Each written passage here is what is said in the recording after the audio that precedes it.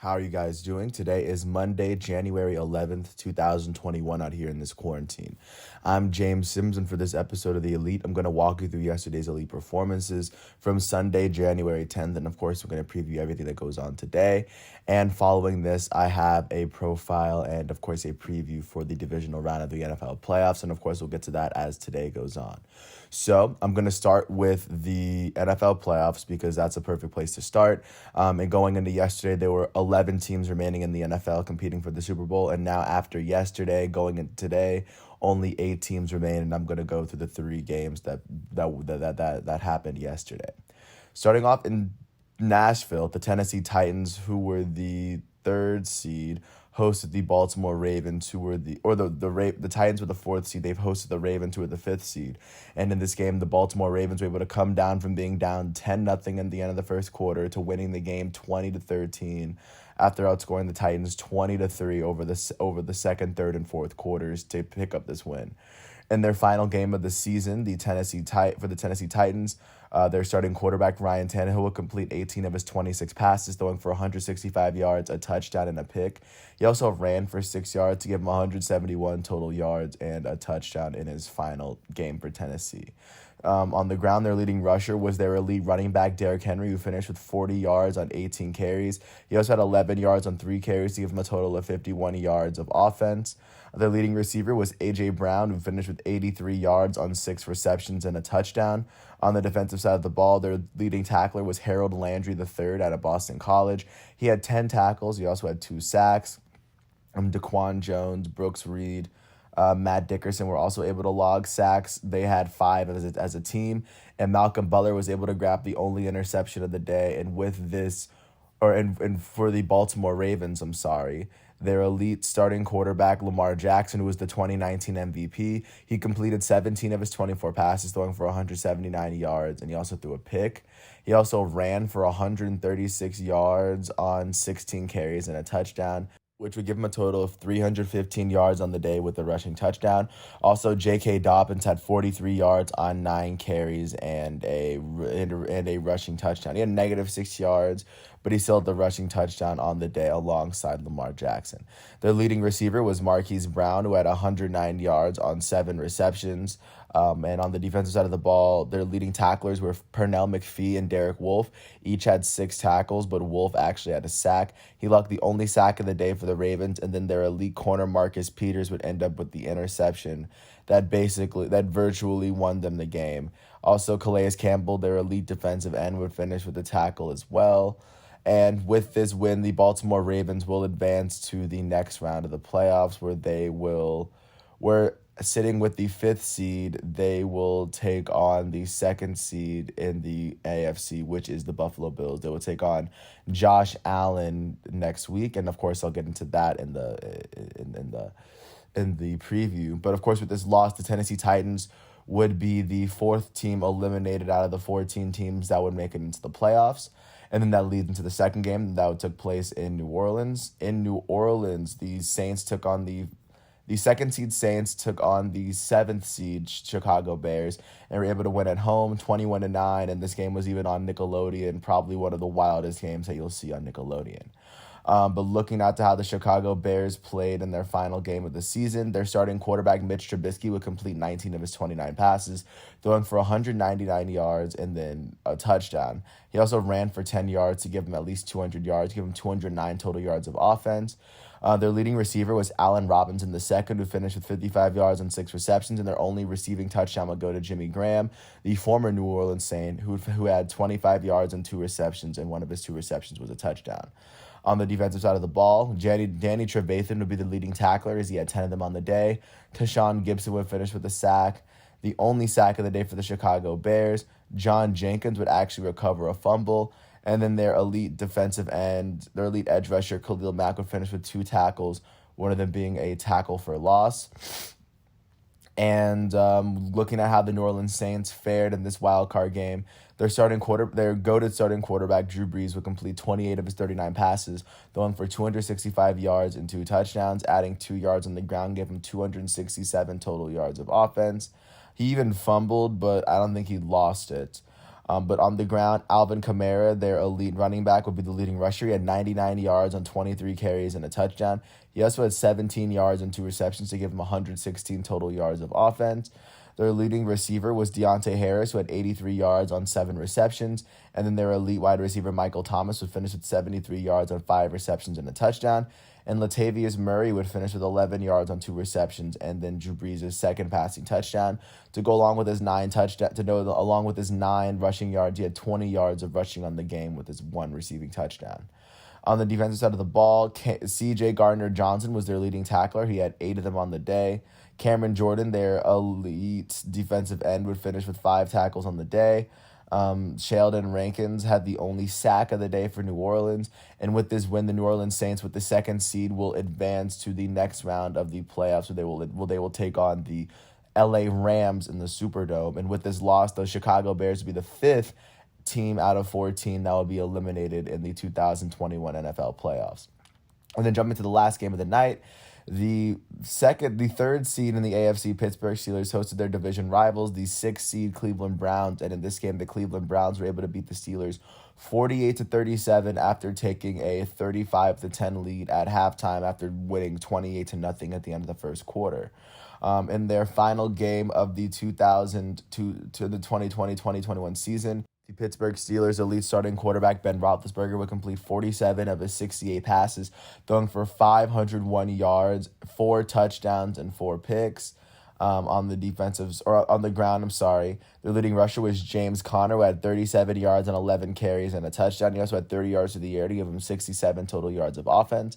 Their leading receiver was Juju Smith-Schuster, who had 157 yards on 13 receptions and a touchdown.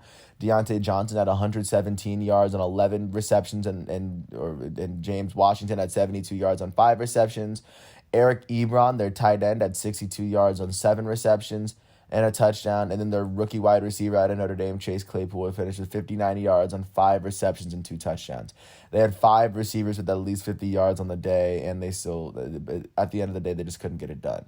And then Marquise Pouncey would have the only fumble of the Steelers, as a missed snap would lead to the first touchdown of the day for the Cleveland Browns.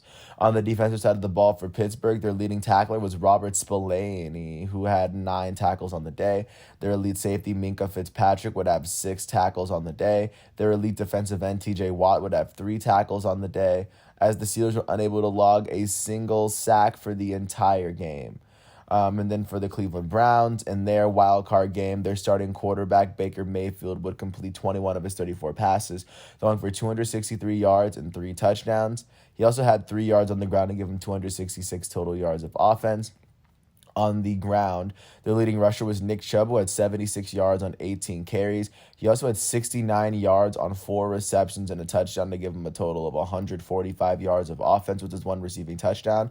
Kareem Hunt had 48 yards on 8 carries and 2 touchdowns, and he also had 13 yards through the air to give him a total of 61 total yards of offense with his 2 touchdowns.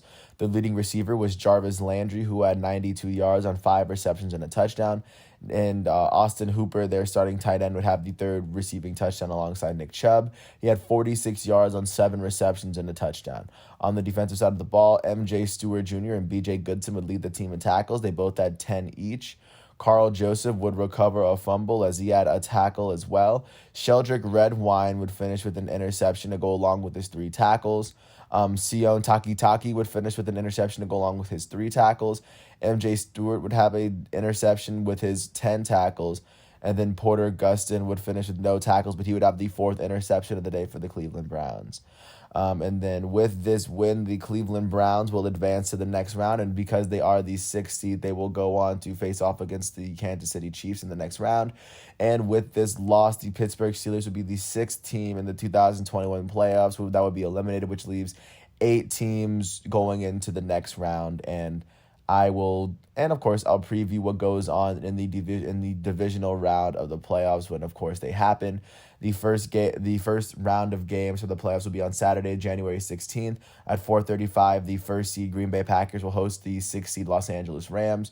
And then at 8:15, the 2 seed Buffalo Bills will host the 5 seed Baltimore Ravens.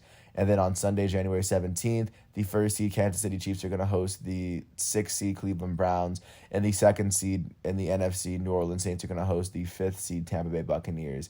As the second, fifth, and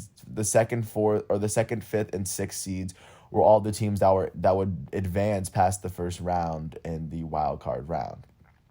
Jump into the NBA to show you what's going on in that league. In addition to, of course, the primetime games that went on, the Celtics and the Heat got postponed, but just going through the other matchups that happened through last night. Jump into Detroit. The Utah Jazz were able to beat the Jazz 96-86 after outscoring the Pistons by 15 in the first quarter, a lead that the Pistons simply couldn't recover from. For the Detroit Pistons, their leading scorer was their starting small forward, Jeremy Grant, who finished with 28 points, 4 rebounds, and 4 assists in 36 minutes, shooting 9 for 19 from the field, 3 for 6 from 3, and 7 for 8 from the free throw line. Also for the Pistons, their elite power forward, Blake Griffin, would finish with 10 points, 6 rebounds, and 5 assists, shooting 4 for 12 from the field in 38 minutes, and 1 for 7 from 3. For the Utah Jazz, off the bench, their point guard, Jordan Clarkson, would finish with 18 points and 4 rebounds in 25 minutes, shooting 7 for 15 from the field and 3 for 7 from 3. Their starting point guard, Mike Conley, would finish with 22 points, 5 rebounds, and 6 assists, shooting 8 for 13 from the field in 30 minutes. Their elite center, Rudy Gobert, would finish with 4 points, 19 rebounds, and 4 blocks, shooting 1 for 5 from the field in 34 minutes and 2 for 6 from the line. And then their elite shooting guard, Donovan Mitchell, will be their leading scorer. He had 28 total points, tying him with Jeremy Grant for the game high. He had 3 assists and 2 rebounds as well, shooting 9 for 18 from the field in 37 minutes. He also shot 4 for 8 from 3 and 6 for 7 from the free throw line. With this win, the Utah Jazz are currently 6-4, which ties them with the Warriors for the 4th best record in the West. And in the East, with this loss, the Detroit Pistons are tied with the Washington Wizards for the worst record in the East as it currently stands. Jumping out to Los Angeles, the Los Angeles Clippers hosted the Chicago Bulls and were able to beat them 130-127 after going into the fourth quarter completely tied. For the Chicago Bulls, their starting power forward, the number 4 pick in the 2020 draft, Patrick Williams, would finish with 17 points in 36 minutes, shooting 6 for 9 from the field, 3 for 5 from 3, and 2 for 2 from the free throw line. Their starting shooting guard, Garrett Temple, would finish with 18 points and 6 rebounds, shooting 7 for 8 from the field in 36 minutes, along with 3 for 4 from the three-point line. And the Bulls' leading scorer was their starting shooting guard, Zach LaVine, who finished with 45 points, 7 rebounds, and 7 assists in 42 minutes, shooting 15 for 26 from the field, 10 for 16 from 3, and 5 for 5 from the free throw line. And looking at how the Los Angeles Clippers fared, their shooting guard off the bench, Lemon Pepper Lou Williams, would finish with 21 points, 4 assists, and 3 steals, shooting 6 for 10 from the field and 8 for 9 from the free throw line in 24 minutes. Their elite starting shooting guard, Paul George, would finish with 28 points, 7 rebounds, and 9 assists, shooting 8 for 19 from the field in 40 minutes, 5 for 8 from 3, and 7 for 9 from the free throw line. And their leading scorer was their goated small forward, Kawhi Leonard, who would finish with 35 points, 2 rebounds, 4 assists, and 3 steals, shooting 14 for 22 from the field in 38 minutes and 7 for 9 from the three-point line. With this win, the Los Angeles Clippers are currently sitting at 7-4, which is good enough for the third best record in the entire Western Conference. And then with this loss, the Chicago Bulls are currently sitting at 12th in the East with a 4-7 record. Looking out to Brooklyn, the Brooklyn Nets hosted the Oklahoma City Thunder, and the Thunder were able to beat the Nets 129-116 as Kevin Durant lost to his former team. After the Oklahoma City Thunder were able to outscore the Brooklyn Nets by 19 in the third quarter. For the Brooklyn Nets, their starting center, Jared Allen, would finish with 15 points and 10 rebounds, shooting 6 for 7 from the field in 33 minutes. Their starting shooting guard, Karis LeVert, would finish with 21 points, 4 rebounds, and 6 assists in 36 minutes, shooting 8 for 17 from the field. And then their leading scorer was their goated power forward, Kevin Durant, who against his former team would finish with 36 points, 11 rebounds, and 4 assists in 38 minutes, shooting 11 for 21 from the field, 2 for 7 from 3, and 12 for 15 from the free throw line. For the Oklahoma City Thunder, off the bench, their shooting guard, Hamidou Diallo, would finish with 25 points, 3 rebounds, 4 assists, and 4 steals in 24 minutes, shooting 10 for 14 from the field. Their starting center, Al Horford, would finish with 22 points, 6 rebounds, and 3 assists in 28 minutes, shooting 9 for 17 from the field and 3 for 7 from 3. And their leading scorer was their starting shooting guard, Shai Gilgeous-Alexander, who'd finished with 31 points, 6 rebounds, 7 assists, and 2 steals in 36 minutes, shooting 11 for 16 from the field, 2 for 4 from 3, and 7 for 8 from the free throw line. With this win, the Oklahoma City Thunder are currently sitting at 5-4, which is tied with the Mavericks and the Trailblazers for the 6th best record in the West. And with this win, the Brooklyn Nets are currently sitting at 10th in the East with a 5-6 record. Jumping out to New York, the Knicks hosted the Denver Nuggets, and the Nuggets were able to beat the Knicks 114-89 after outscoring the Knicks by 14 in the second quarter and 7 in the first quarter to outscore them by a total of 21 at the half. For the New York Knicks, their leading scorer was their starting power forward, Julius Randle, who had 29 points, 10 rebounds, and 5 assists in 38 minutes, shooting 11 for 16 from the field in that time. And then for the Denver Nuggets, their elite power forward, or their elite point guard, Jamal Murray, would finish with 9 points and 3 assists in 29 minutes, shooting 4 for 9 from the field. And then the Nuggets' leading scorer was their elite center, Nikola Jokic, who finished with 22 points, 10 rebounds, and 5 assists in 30 minutes as he shot 9 for 15 from the field and 3 for 3 from the free throw line. With this win, the Denver Nuggets are currently sitting at 5-5, which ties them with the San Antonio Spurs for the 9th best record in the West. And with this loss, the New York Knicks are sitting at 5-5, which ties them with the Cavaliers and the Hornets, along with the Heat, at 500 for the 6th best record in the entire Eastern Conference. And then looking out to Houston, the Houston Rockets hosted the defending 2020 champs, the Los Angeles Lakers, and the Lakers were able to win 120-102 after outscoring the Rockets by 15 in the second quarter. For the Houston Rockets, their elite starting point guard, John Wall, would finish with 14 points, 10 rebounds, and 5 assists, along with 2 blocks, shooting 5 for 14 from the field in 34 minutes, as well as 2 for 4 from the three-point line and making both of his free throw attempts.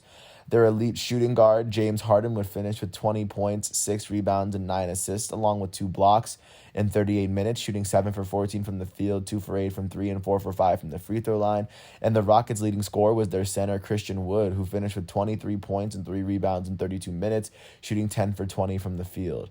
For the Los Angeles Lakers, off the bench, their center, Montrezl Harrell, would finish with 16 points and 8 rebounds in 23 minutes, shooting 7 for 11 from the field. And then their shooting guard off the bench, Talen Horton-Tucker, would finish with 17 points, 5 rebounds, 3 assists, and 4 steals, shooting 7 for 8 from the field in 21 minutes and 2 for 3 from the three-point line. Their goated small forward, LeBron James, would finish with 18 points, 7 rebounds, and 7 assists, shooting 7 for 15 from the field in 30 minutes, 1 for 6 from 3, and 3 for 6 from the free throw line. And their leading scorer was their elite power forward, Anthony Davis, who finished with 27 points and 4 rebounds, along with 3 blocks, shooting 9 for 12 from the field in 30 minutes, and 9 for 10 from the free throw line. With this win, the Los Angeles Lakers are currently 8-3, which is good enough to have them sitting at the very top of the West with the best record. And with this loss, the Rockets are sitting at 3-5, which is good enough for the 13th best record in the entire West as it stands. Jumping out to Minneapolis, the Minnesota Timberwolves were able to beat the San Antonio Spurs 96-88, winning by 8 points. And in this game, the Minnesota Timberwolves were able to get their 3rd win of the season as San Antonio drops down to 5-5. For the San Antonio Spurs in this game, their point guard off the bench, Patty Mills, would finish with 18 points and 4 rebounds, shooting 7 for 19 from the field in 29 minutes and 3 for 13 from 3. And then their starting center, LaMarcus Aldridge, would finish with 20 points, 9 rebounds, and 4 assists, shooting 9 for 21 from the field in 37 minutes.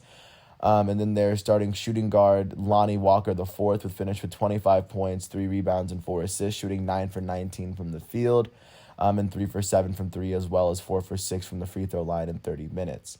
For the Minnesota Timberwolves, their starting shooting guard, Malik Beasley, would finish with 24 points, 3 rebounds, shooting 9 for 18 from the field in 35 minutes, as well as 3 for 6 from 3 and 3 for 3 from the free throw line.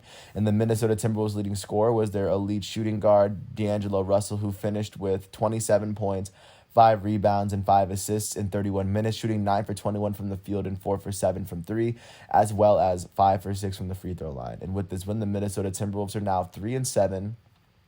which is good enough to have them sitting at the very bottom of the West with the worst record in the conference.